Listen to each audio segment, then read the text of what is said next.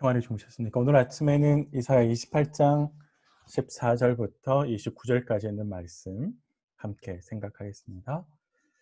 예, 오늘 말씀은 문단을 크게 둘로 나눌 수 있는데요. 하나는 정치 지도자들에 대해서 고발하고 그들에게 심판을 선언하는 것. 그래서 이건 사실적인 묘사라고 이야기를 한다면, 두 번째 23절부터 29절까지에는 농부의 비유가 등장을 하는데, 농부가 파종하고 추수하는 과정을 그리고 있는데요. 이걸 통해서 하나님의 행하시는 일들에 대해서 알려주고 있습니다. 그래서 크게 둘로 문단을 나눌 수 있는데요. 문단을 하나씩 좀 살펴보도록 하겠습니다. 첫 번째 문단 14절부터 22절까지는 문단은, 첫 번째는 14, 15절로 시작하는데요. 정치 지도자들을 고발하고 있습니다. 우리 성경에 이렇게 표현되어 있는데요. 14절에 이 백성을 다스리는 너희라고 이제 되어 있는데요. 이 너희는 뒤에 내용을 읽어보면 정치 지도자를 고발하고 있다라고 하는 것을 알 수 있고, 어떤 것을 고발하냐면 애굽과 맺은 동맹 정치를 특별히 비판하고 있습니다. 특별히 선지자가 이 맺은 조약을 비꼬아서 사만과 맺은 언약, 스올과 체결한 언약이라고 이제 이야기를 했는데요. 여기에는 약간의 배경이 있어 보이는데, 이걸 좀 잠깐 보시면, 애굽에서는 당시에 오시리스라고 하는 신을 널리 숭배했는데, 이 신이 저승의 신이라고 불리웠습니다. 그리고 애굽에서는 사자를 숭배했었는데, 죽은 사람을 숭배했었는데, 이 숭배가 고대 근동에서는 굉장히 유명한 것이었죠. 아마 애굽과 맺은 것은 곧 애굽의 신과 맺은 것이고, 그 애굽의 신은 저승의 신 오시리스였으니까 아마 선지자가 이걸 비꼬아서 애굽과 맺은 언약을 사망과 맺은 언약이라고 표현한 것처럼 보입니다. 한마디로 말하면 무슨 말을 하고 싶은 거냐면, 하나님을 의존하지 않고 동맹 정치, 그러니까 애굽을 의존해서 아수르를 막아내겠다라고 하는 그런 정치를 하는 선택은 옳지 않다라고 비판을 하는 것이고, 그렇게 만약에 간다면 하나님께서 애굽을 심판할 때 유다 역시 심판받을 거다. 그래서 애굽은 진짜 구원자가 아니라 거짓 피난처일 뿐이다라고 고발을 하는 것이죠.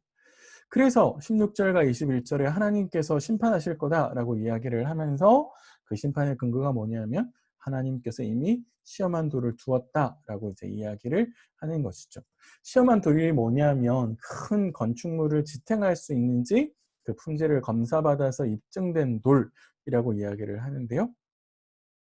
이거는 하나님께서 비유적으로 이야기하셨을 때 성전이 될 수도 있고요, 시온이 될 수도 있습니다. 문제는 구원자가 애굽이 아니라 하나님이라고 이야기를 하는 것이고요. 그래서 지금 이사야가 자신이 하나님의 말씀에 순종하고 있는 것처럼, 유다가 하나님의 말씀에 순종한다면 지금 하나님께서 내리시는 재앙의 위험을 당하지 않을 수도 있다라고 이야기를 하면서 사실은 재촉하는 것이죠.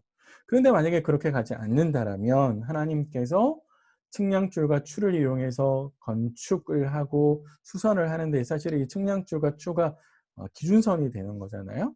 그래서 하나님께서 검사를 하셔서 옳지 않은 정치가들의 거짓과 속임수를 다 드러내셔서 심판을 하시겠다라고 이제 고발하시는 거라는 거죠. 그래서 심판은 어떻게 하시냐면, 그렇게 검사를 하셔서 넘치는 재앙이 오게 할 것이고, 그리고 그것으로 어려움을 당하게 할 거다라고 이야기를 하십니다.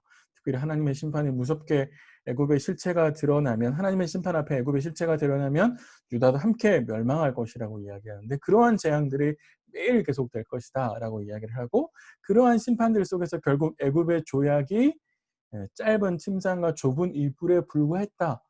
잘 생각해 보세요. 침상이 작아서 누울 수 없잖아요. 침상이 작으면.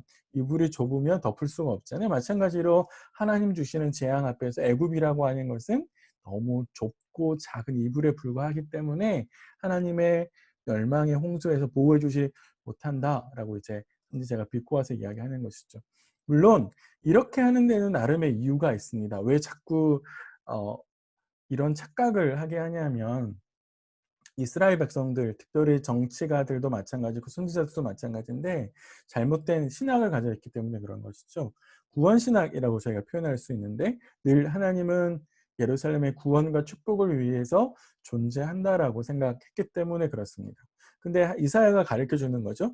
하나님은 늘 구원자로만 우리에게 오시는 것이 아니라 하나님의 뜻을 똑바로 쫓아가지 못하는 사람들에게는 심판자가 되실 수 있다라고 하는 것을 보여주시는 것이죠. 그렇게 해서 하나님은 결국에 이방인이 되시겠다라고 이야기를 하는데 낯선 분으로 다가오시겠다라고 하는 의미가 되는 거죠. 우리 성경에서 비상하다 혹은 기이하다라고 번역한 단어들은 다 이방인을 뜻하는 단어거든요. 그래서 브라심산은 다윗이 블레셋을 물리친 곳이고 기브온 골짜기는 여호수아가 기브온의 다섯 왕을 물리친 곳으로 등장을 하는데 이렇게 기대하면서 오겠지만 하나님은 역으로 그 구원의 하나님께서 심판하시는 분으로 낯설게 이방인처럼 이스라엘 백성들에게 갈 것이다 라고 이제 이 경고를 하고 계시는 것이죠. 그래서 네, 아이고, 네, 죄송합니다. 22절에 선지자가 회개를 요청하고 있습니다. 너희는 오만한 자가 되지 말라라고 이야기를 하면서 만약에 유다가 계속해서 선지자의 말을 듣지 않고 돌이키지 않는다라면 사실은 이런 심판들이 오겠죠. 하지만 그렇게 하지 말아라라고 경고하고 있고 오만한 자가 되지 말라라고 이야기하고 있는 것이죠.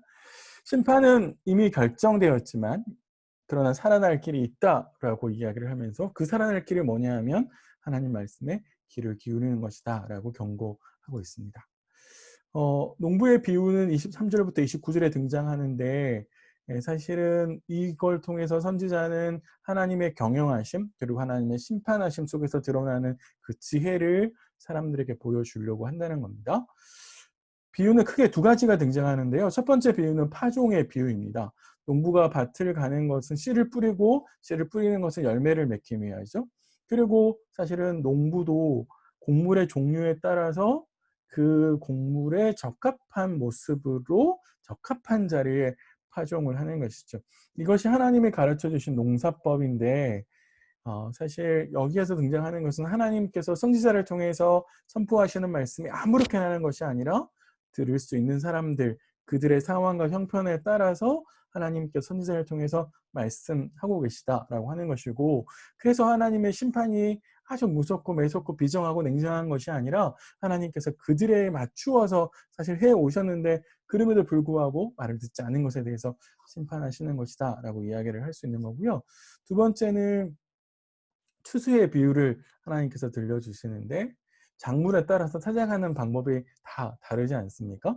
단단한 알곡이 있는 것과 그러지 않은 알곡의 방법이 다 다른데 하나님께서 심판하시는 것도 이러하다는 거죠. 이스라엘의 형편과 상응하는 방법을 사용하시고 계신다라는 겁니다. 새로운 출발을 위해서 하나님께서 이스라엘을 심판에 넘기시는 것입니다. 그러니까 사실은 심판의 끝이 아니라 새로운 시작을 알기 위한 하나님의 방법이고 그것이 하나님의 경영과 지혜 속에서 드러나는 것이고 이사야는 두 가지 씨를 심는 것과 또 열매 맺어서 추수하는 것을 통해서 이러한 것들을 우리에게 알려주고 있는 것이죠. 크게 세 가지를 좀 오늘 말씀을 통해서 한번 생각해 보시면 좋겠는데 오늘 말씀은 한마디로 정리하면 애굽을 의지하는 것이 아니라 하나님을 의지해야 되고 하나님의 경영과 하나님의 이끌어 가시는 것을 신뢰해야 된다라고 이야기를 하고 있는데 오늘 크게 세 가지를 좀 생각했으면 좋겠습니다. 하나는 나를 안위 위해서 붙들고 있는 것은 무엇일까? 내가 진짜 의지하고 있는 건 뭘까? 유다는 하나님을 의지한다고 이야기하지만 실제로는 애굽의 힘을 빌어서 이걸 해결하려고 했잖아요. 그런 것처럼 우리도 하나님을 붙든다라고 말하고 내가 하나님의 백성이라고 이야기하지만 실제로 진짜 내가 하나님을 의지하고 있는지 한번 생각해 보시면 좋겠고요. 두 번째는 내가 원하는 방식대로 하나님을 재단하고 만들어가고 있는 건 아닐까? 이스라엘 백성들이 늘 하나님이 내게서 내 편으로 구원자로고만 오시게 바라는 것처럼 오늘 우리도 그런 건 아닐까? 한번 좀 생각해 보시면 좋을 것 같고요.